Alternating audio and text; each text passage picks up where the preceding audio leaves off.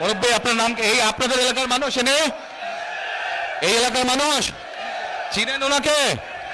আচ্ছা মুরব্বী আপনার নাম কি? শফিকুল ইসলাম। শফিকুল রহমান। আচ্ছা আপনি কবে গেছেন, হজে না উমরায় গেছেন? আমি উমরায় গেছি 5 বছর আগে। 5-6 বছর উমরায় গেছেন।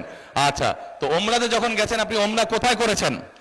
উমরা মদিনায় করেছি। উমরা তো মদিনায়, উমরা তো মক্কায় করে। মক্কায়ও করছি, মদিনায় মদিনায় তো হযরত করে জিয়ারত করছি। হ্যাঁ জিয়ারত করেছেন, নবী করিম সাল্লাল্লাহু আলাইহি ওয়াসাল্লামের রওজা মুবারক জিয়ারত করেছেন।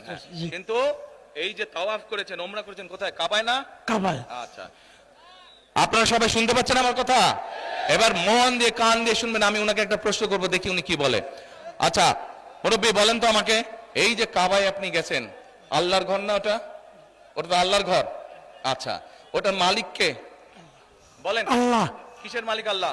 দুনিয়ার মালিক আল্লাহ, কাবার মালিক আল্লাহ। কাবার মালিক আল্লাহ, আল্লাহ। দুনিয়ার মালিক আল্লাহ, আল্লাহ। আমাদের মালিক আল্লাহ। কিসের মালিক? আল্লাহ। আমাদের মালিক আল্লাহ, রিজিকের মালিক আল্লাহ, সবকিছুর মালিক আল্লাহ। ঠিক আছে কথা? কথা ঠিক আছে? তার মানে এই দুনিয়া, এই যে সূর্য, এই যে চাঁদ উঠবে একটু পরে, চাঁদ সূর্য পৃথিবী যাই দেখি আমরা, সকল কিছুর মালিক কে? আল্লাহ রাব্বুল আলামিন হচ্ছে সকল কিছুর মালিক। আমরা কি দেখছি? আমরা দেখছি ওই যে একটা রাজনৈতিক দলের কথা বলেছি, যাদের ভূমিকা আমরা 50 বছর আগে দেখেছি। আমরা দেখছি এদের কিছু কিছু সদস্য আমাদের নিরীহ মা বোনদের বাসায় গিয়ে গিয়ে, মা বোনদের কাছে গিয়ে কিসের টিকিট বিক্রি করছে? টিকিট বিক্রি করছে, জানেন তো? হ্যাঁ 1 মিনিট। আচ্ছা মুরব্বী বলেন তো, এই বেহেশত বা দোজখের মালিক কে? আল্লাহ পরওয়ারদিগার। মুরব্বী বলেছে বেহেশত ও দোজখের মালিক ও আল্লাহ তাআলা। আপনারা একমত? কারা একমত এটার সাথে হাত তুলেন, যারা যারা একমত এটার সাথে? সবাই একমত, আলহামদুলিল্লাহ আলহামদুলিল্লাহ, আল্লাহু আকবার আল্লাহু আকবার। এখন আমার প্রশ্নটা আপনাদের কাছে, যার মালিক একমাত্র আল্লাহ রাব্বুল আলামিন, সেটা দেওয়ার ক্ষমতা মানুষ কি রাখে?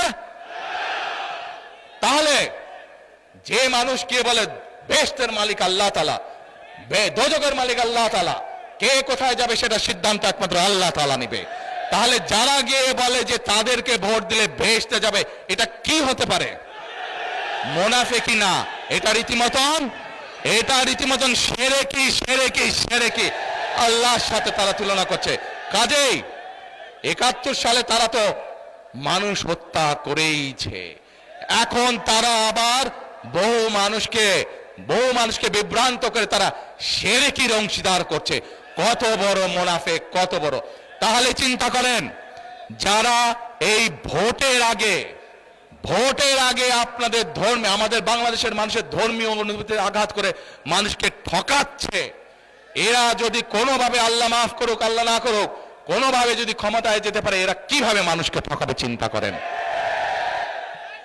1 মিনিট, কথার যুক্তি আছে কি ভাই?